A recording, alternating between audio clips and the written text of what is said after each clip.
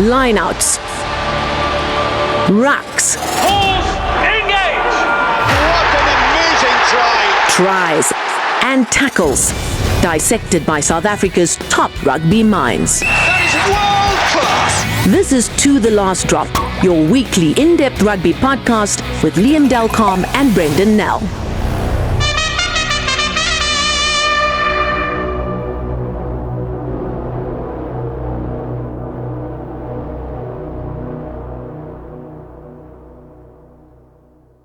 This is To The Last Drop. I'm Brendan Nell. I'm Liam Delcom. And it's been a week of build-up to the Scottish Test, a very low-key build-up so far. Boks have been in Jersey, now they're in Edinburgh, but keeping a very low profile.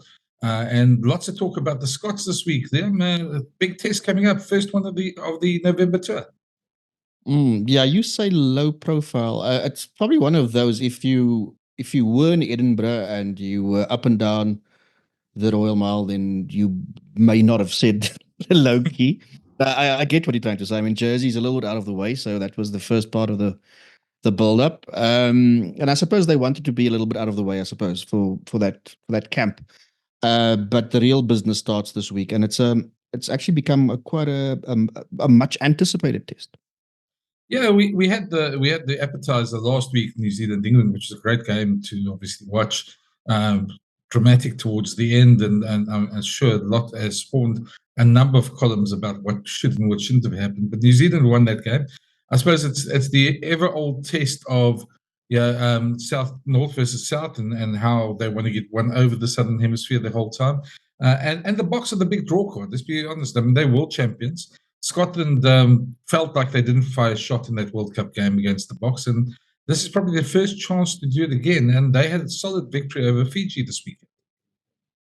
Yeah, the slightly disappointing thing of that game against Fiji was that if Fiji had 15 players on the field, for the bulk of that game, or for much longer, it might have been a better game. I'm not suggesting for one moment Fiji would have gone on to win the thing, because I think Scotland were far too good, but there might have been a more of a contest, and we could have probably get a better idea of where Scotland really is at. So, they a good hit out for them, first international of the autumn series. So they'll be very satisfied with that performance.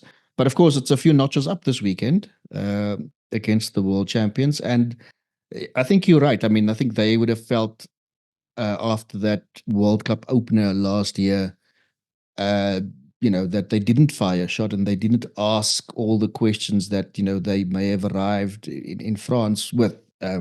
So I think if you also look at what's happened away from the international scene, if you look at the development of the players elsewhere, especially in the URC, you get the sense that the Scots will be quite fired up come Sunday. Yeah, I think they probably will. And I mean, that's a key point, because they are a better side that since that World Cup game, they some of their players have gone on to win the URC. They've beaten England at Twickenham. They've scored some big victories, but they're probably their biggest thing has just been consistency to put those performances together.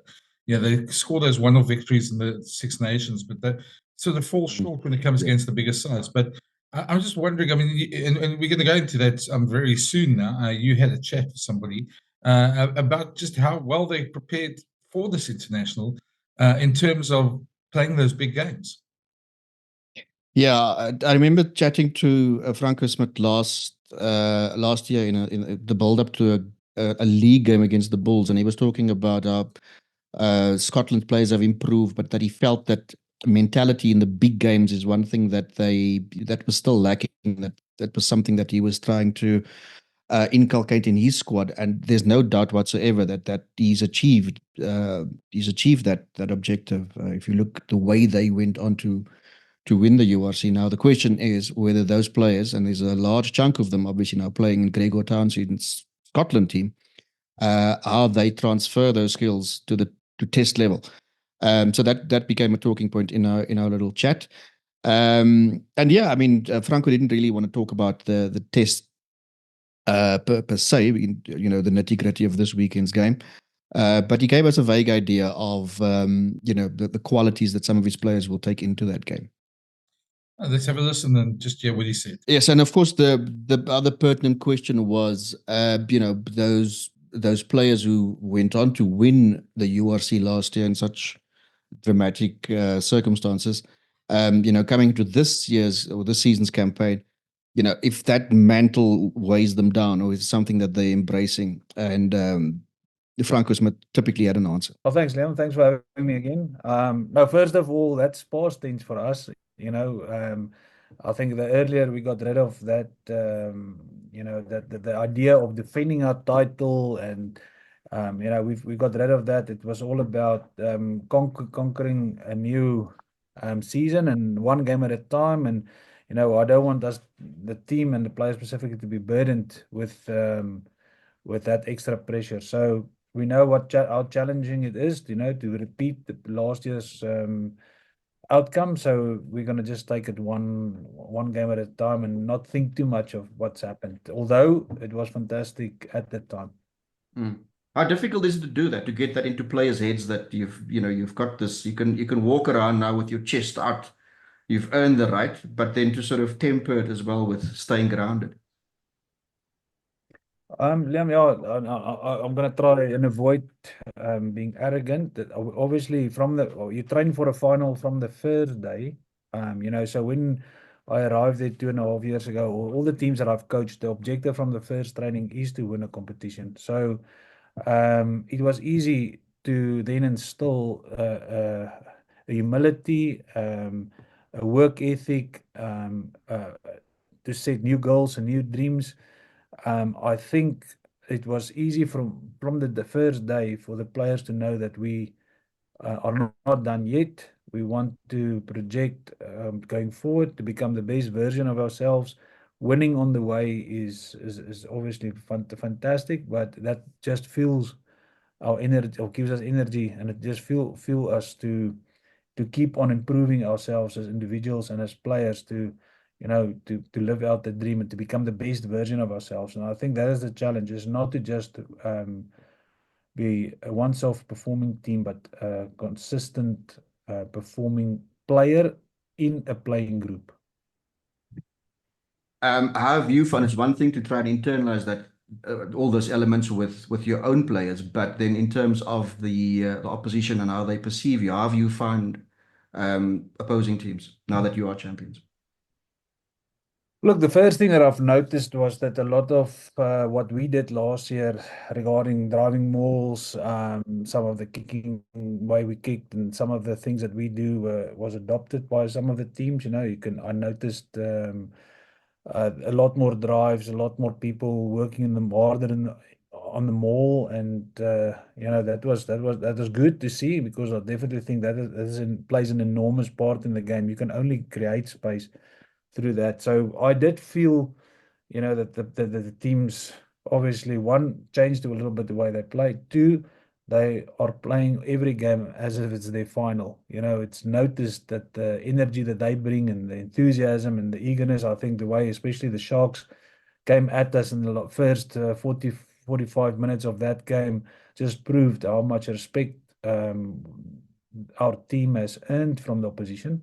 So it's obvious, in their approach and in their preparation, that they want to challenge us and they want to challenge themselves. And I'm sure that the last conversation by the coach in the changing room is to say, you are playing the champions.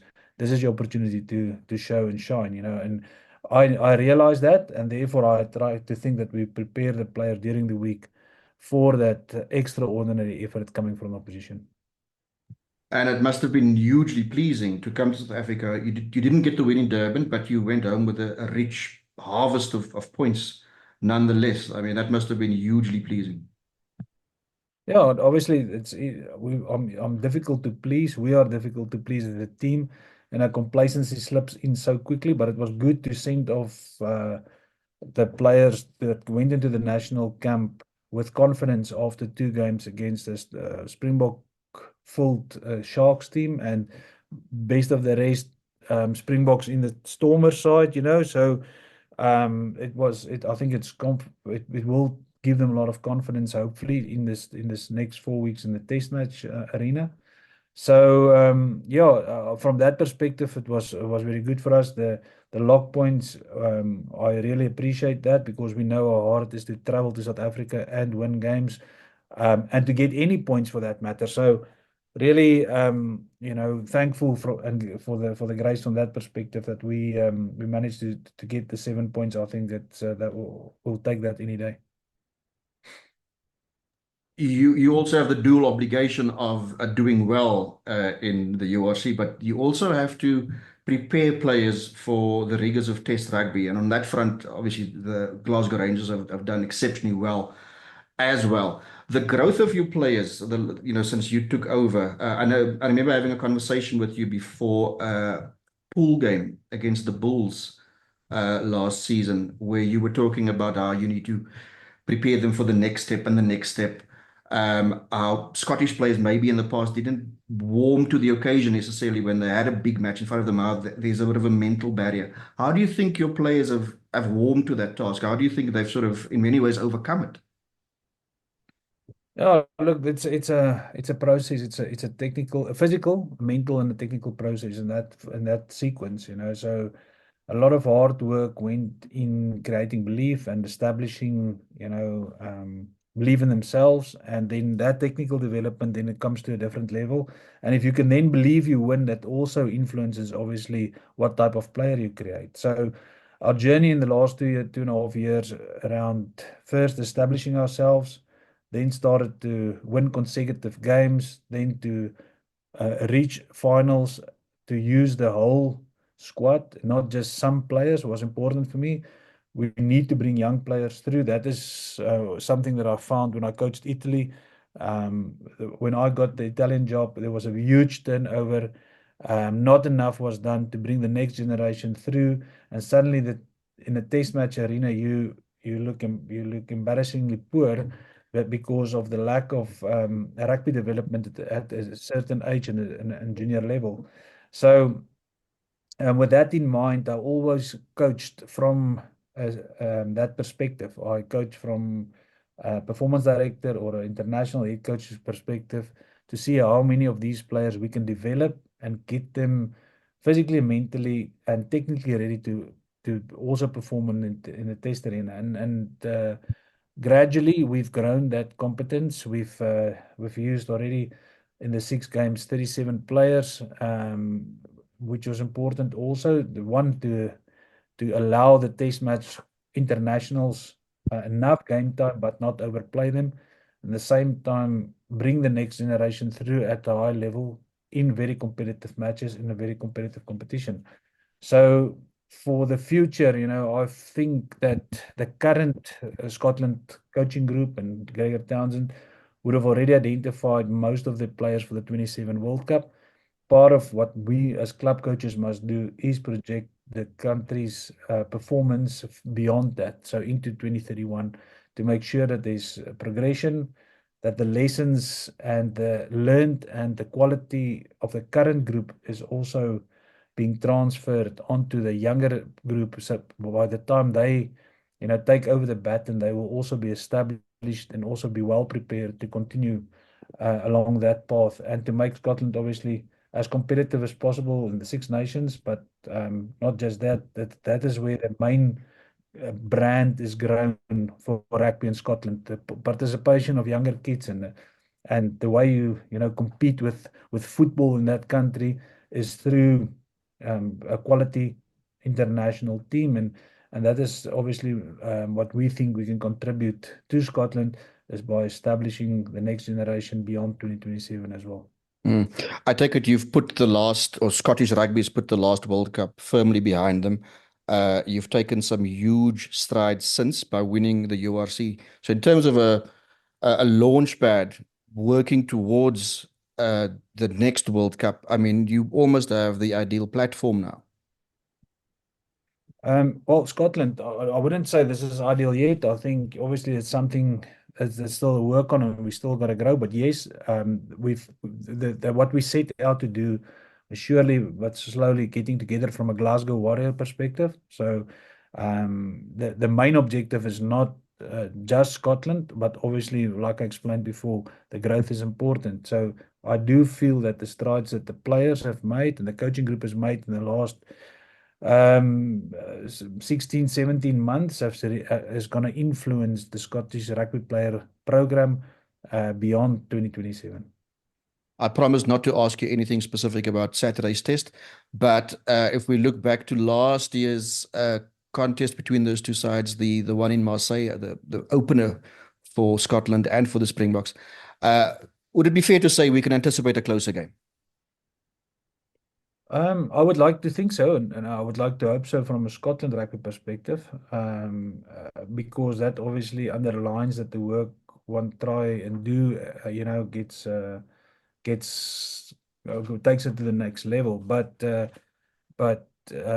I do think playing at home in front of the Scottish fans is a very important ingredient. They haven't. Most of the team that I coach have only had some big wins away from home, and it was going to be good to play in front of their own people. Having a sellout Murrayfield any day is brilliant, and to sing the flower of Scotland in that atmosphere might bring a little bit more from them, or will definitely bring something more from them. But South Africa is playing well at the moment. As a collective, they played really well in the last game against Argentina. In all aspects of the game, well, there was some good was a good set piece performance. Defensively, they were good enough, and then obviously their attack was second to none, scoring the 47 points or whatever they scored. So they've now spent a week in camp in Jersey, which will allow them to be best prepared. Scotland went the other way, and they used a game as preparation against Fiji. So looking forward to see how those two aspects weigh up against each other on Saturday. Franco Smith, as ever, thank you for your insights. That was fantastic, and enjoy the game on Saturday. Hope you find everything in it that you really want to, because obviously you've got a foot in each camp. Yeah, I've literally got a foot in each camp, and no, thank you for having me, and yeah, we look forward to see a good game of rugby and on Sunday. Wonderful. Thanks so much. Thanks for your time. Welcome. It's always sage listening to somebody like Franco Smith. I mean, we've both known him since he was a player. He's always been a very thoughtful guy too, and very much, mind on sort of trying to be one step ahead of the game as such. And, his results have shown he's a great coach. He's done well wherever he's gone. And Glasgow definitely will continue. But that's one point of looking at the Scots. I went and found an old mate of mine, the author Pete Burns, and he's written, I think, 14 or 15 books around rugby in the UK. He's interviewed almost every guy's done a number of Lions tours. Great mate of the pod as well. And I asked him just what the feeling is. I thought, because it's one thing getting a coach, but it's another thing getting somebody on the ground. Just what's the feeling? Do Scotland feel they can beat the Springboks this time? And just how the Boks scene outside South Africa. Because sometimes, we're quite insular sometimes. We know the Boks are great for us, but, sometimes it's always good to see what the other people think as well. So here's the chat with Pete. Have a listen. It's all about Saturday's game, and it's a lot of fun. With a big test on Sunday against Scotland, traditionally very tricky side for the Springboks, I think for most teams, because Scotland the Brave, we all know that. Chatting here to Peter Burns, journalist from Scotland. Peter, maybe just introduce yourself, though I know your full title before I get it wrong. So I'm actually not technically a journalist, but I have written now 11 different rugby books on Scotland and the Lions mainly. And I've been a sports editor for sports books for nearly 20 years, which is quite terrifying how long that's been. Joining you in the podcast world recently. So working with the Offside Line rugby website. So that's been a lot of fun. And basically I just go out and interview hundreds and hundreds of rugby players around the world. That's pretty much been my career for the last 10 years. So it's not a bad one. Well, it's not a bad one. You don't have to be technically a journalist. I mean, there's a love for the game, and that's what matters. And today we're going to obviously be speaking a bit about the test this coming Sunday against Scotland. I thought we'd get a different view, and just so our listeners our viewers can just maybe see what the view is from the other side. Let's start with an easy one. Where is Scotland now obviously didn't have the World Cup campaign they wanted. Probably a bit disappointing in Six Nations. Just where does Gregor Townsend stand, and what's the outlook for Scotland in these autumn internationals? Yeah, I think Gregor stands where he has stood for, the last 5 or 6 years, where we so often see Scotland producing some outstanding performances. We've had a couple of really big wins at Twickenham. We've had some big wins against the Wallabies, for example, in November tests. We've pushed the All Blacks pretty close a couple of times we've played them, and we've not been blown out the water when we've played the Boks up in Edinburgh. But we seem to always follow on those performances with a massively disappointing one. We always come into the Six Nations, everyone's dark horse that we're going to do something in the tournament, and more often than not, we fall flat on our faces.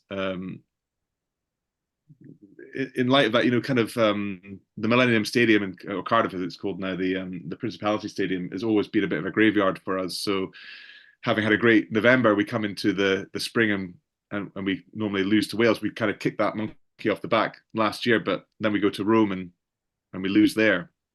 So Gregor is very much, as I say, in the same place he's always been, that we keep thinking we're on the cusp of a breakthrough and it doesn't quite materialize. And I think at this stage, patience is getting a lot thinner. And we talked about that, the World Cup game. So much emphasis was placed on that South Africa game, and we didn't fire a shot, and that was incredibly disappointing. And after that, we kind of knew that we weren't going to beat Ireland, and they blew us away in the end. So it was a disappointing tournament, or really all hinged on that South Africa game, and we weren't really even in it. Yeah, well, I mean, as you say, I mean, I just think of the performance they put up against England last year.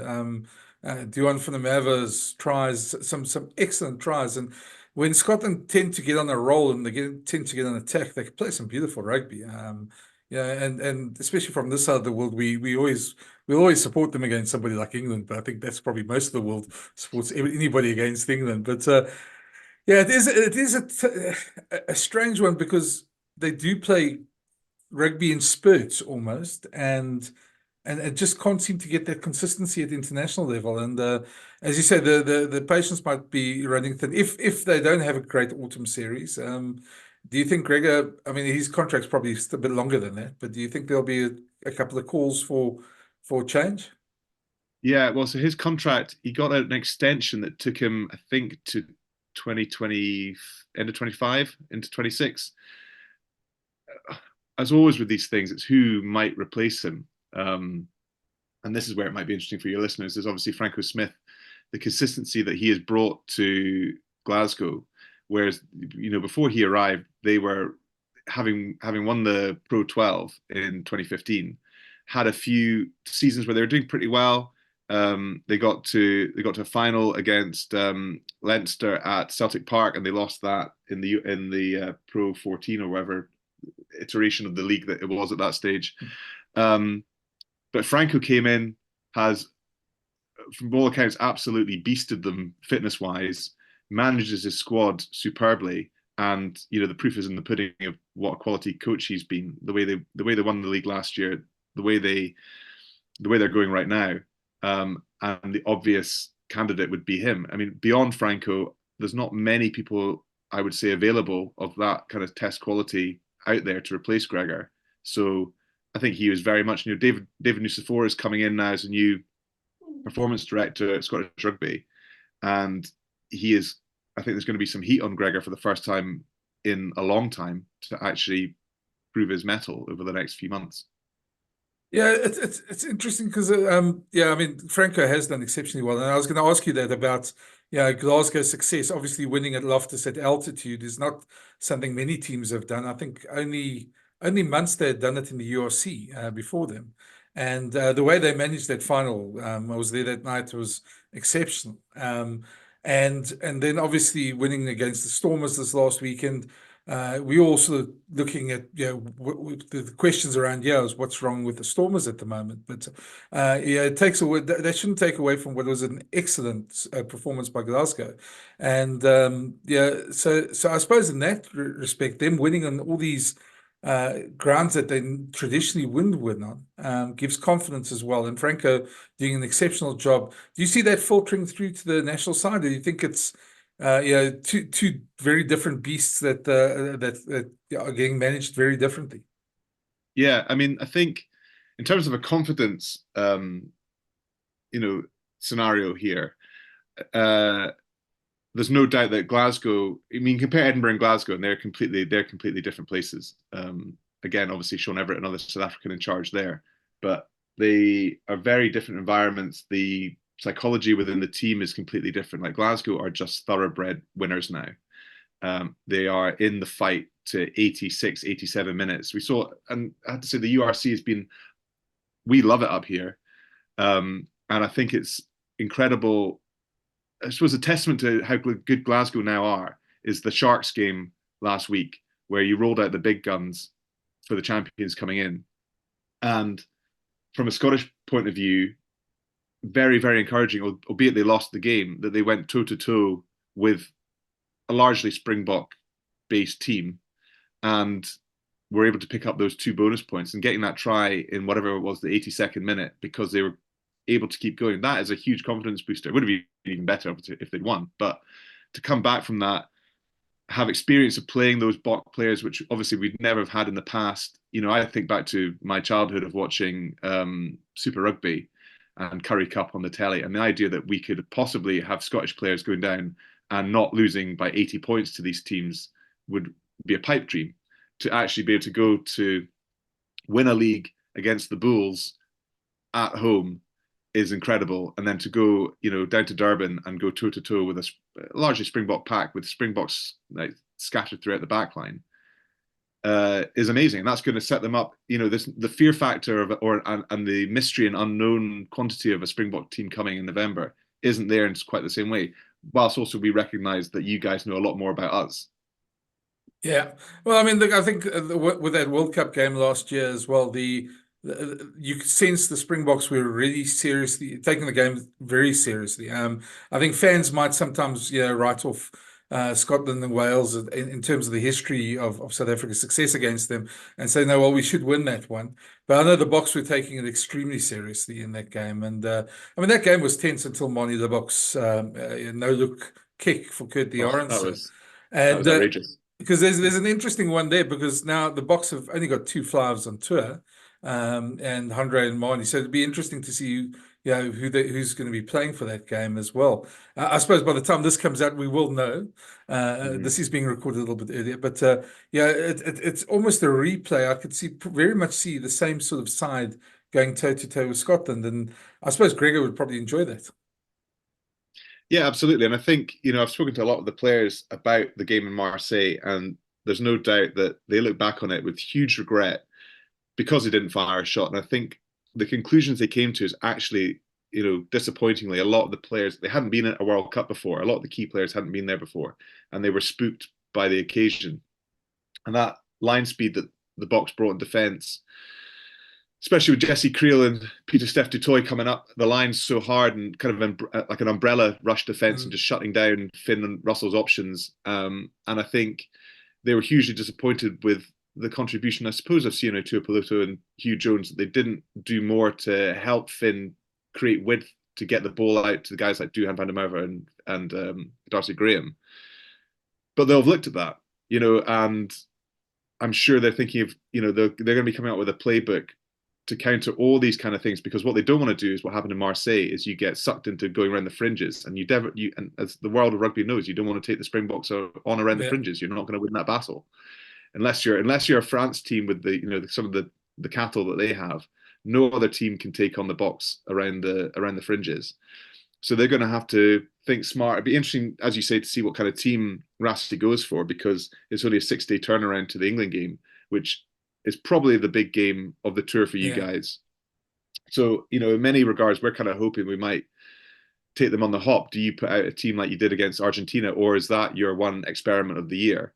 So we'll just have to, well, obviously at the time of recording, we're going to know, but that all the focus in Scotland, this is the big game for us this November.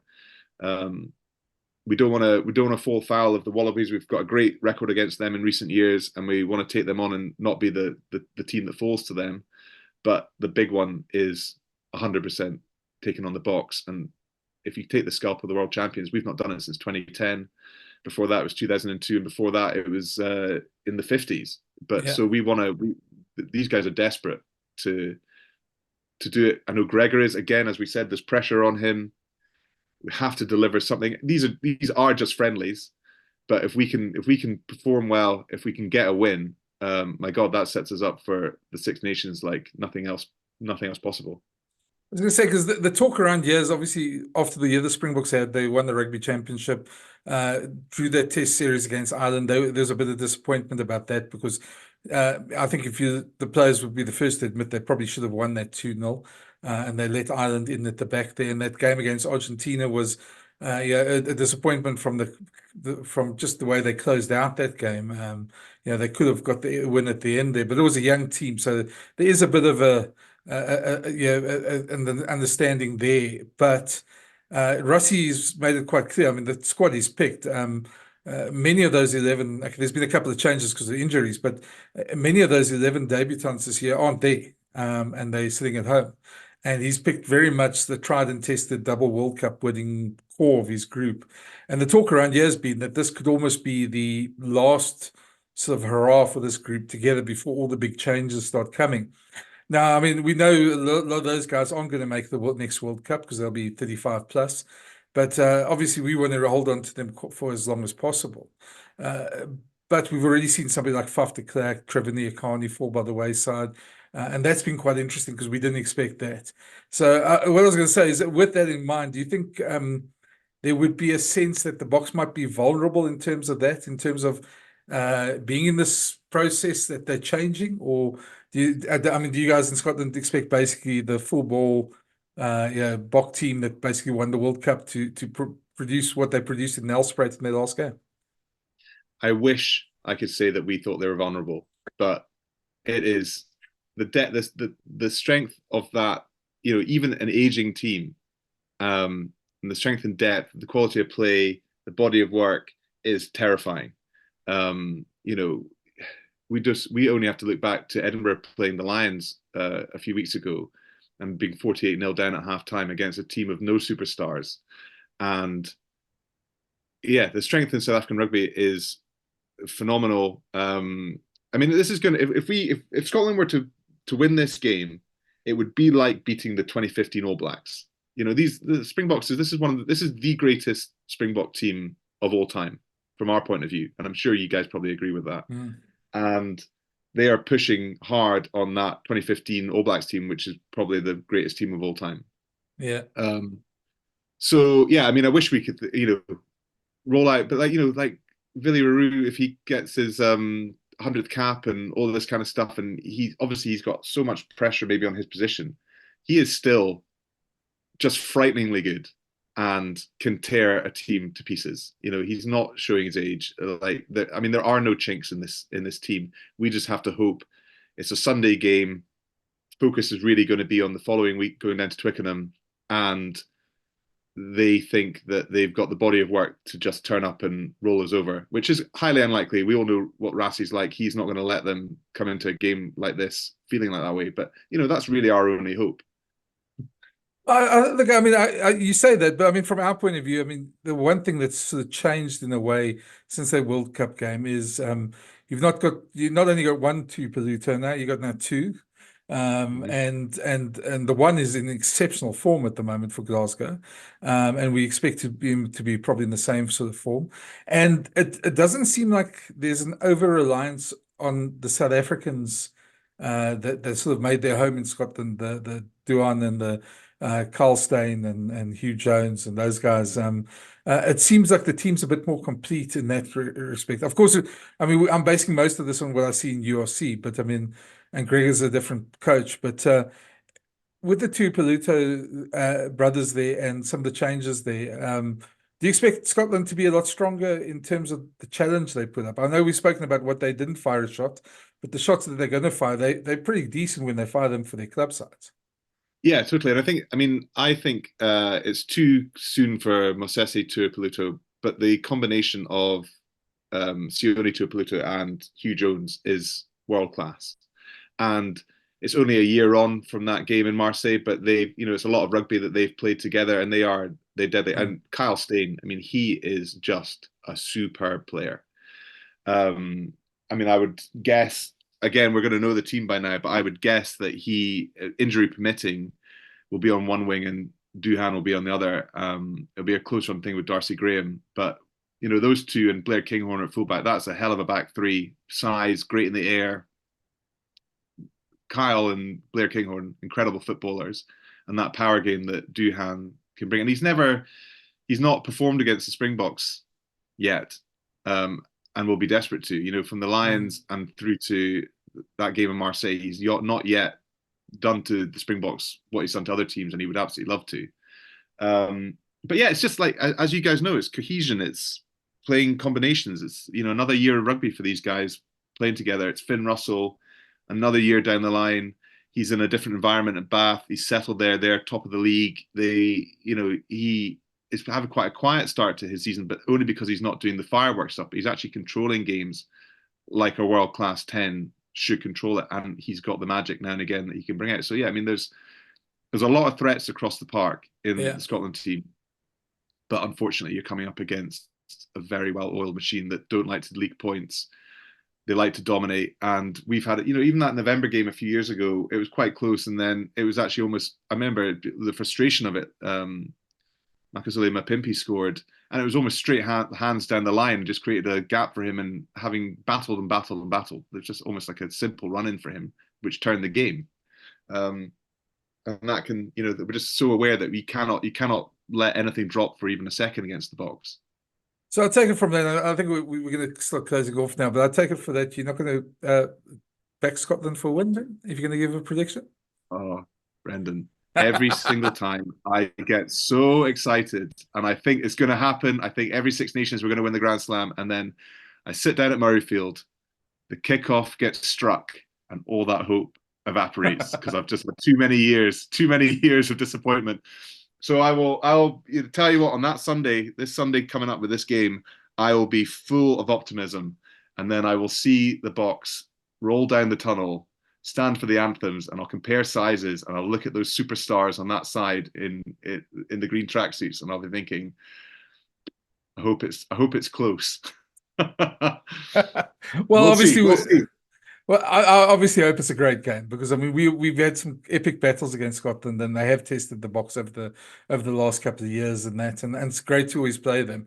There's always something in it with the South Africans in there, so let's just hope it's a good game. I think we'll obviously go for a Bok win, but let's just hope it's worthy of the occasion.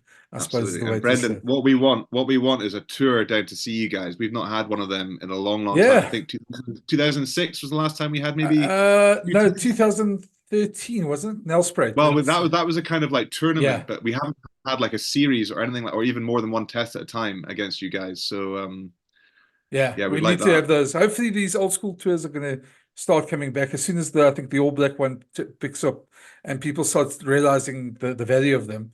Yeah, these we could probably talk for hours about test leagues and the way World Rugby seems to not know what fans want and keep on telling us they're changing things for fans.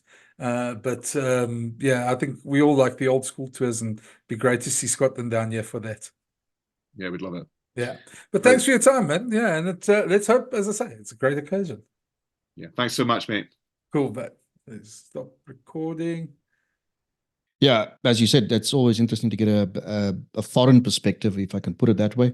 One of the questions that came out of the press conference on Wednesday, one of the Springbok players was asked, in fact, it was Andre Esthuizen that was asked about what it's like to play for a team like the Springboks, who have developed all these champion qualities.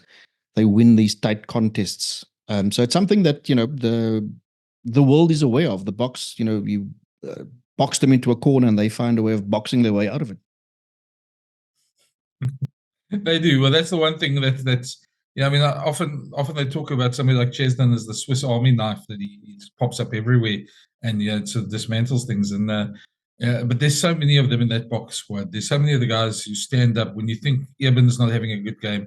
then Peter Steph always has a good game. But, if when one player doesn't have a good game, then somebody else steps up, and that's their quality. It's going to be tough in Edinburgh. There's going to be a lot of pressure on them, but it's nothing they haven't seen before. And it's going to be interesting to see. I think the Boks are going to win this one. It's going to be a tough one, though. It's always tough around there, but I think we'll probably see the Boks pull through in the last 20. Yeah, I think the other big difference between this game and the one they played at the start of last year's World Cup was, although it was a pool game, but it also had that sort of feeling of dread around it in the build-up, especially. Nobody wanted to lose it because then you end up, you still have to play Ireland, and you could very well not make the quarterfinal. So did you have a sort of a knockout feel about it? I think there'll be slightly less pressure this time around, and I think there'll be more attacking instinct, if I can put it that way. I don't think it'll be necessarily do or die in everything they do. I think the players will be slightly more relaxed this time around. The big thing for Scotland, of course, is just can they stand up to the physicality? Glasgow's become a very physical team, as has Edinburgh, but the Boks are relentless when they get into that mood, and that's going to be the key, because both sides have got some great attacking players out wide, and certainly Scotland will test the Boks out there. So let's hope it's a decent game. No prediction time. Prediction time. I'm going to go for a Bok victory, 32-16, but being close until the last 20. Yeah, if I think back to the team that played Scotland last year, no Kitshoff, no Malherbe, no Willemse, no Faf de Klerk. They, of course, haven't named their 23 yet, but I mean, those guys aren't on tour, so there may be more. But I think that it will probably follow a similar theme, and I'm going to give it to the Boks, 27-16. Oh, 11 points there. Now, listen, it is a tricky game, and I think the way that none of us are going for a blowout suggests just how seriously you have to take Scotland nowadays. It's not the old days where you thought you could, if the weather was okay, you could just rock up to Murrayfield. They are a seriously good team. So I think that reflects that. So that's our prediction. Let us know yours, and once again, this has been To the Last Drop. Thanks for listening. Cheers. Thanks for listening. For the latest insights and rugby analysis each week, plus new episode alerts, please follow or subscribe to the series. Or find all episodes at jacarandafm.com or the Jackpot app. That is world class!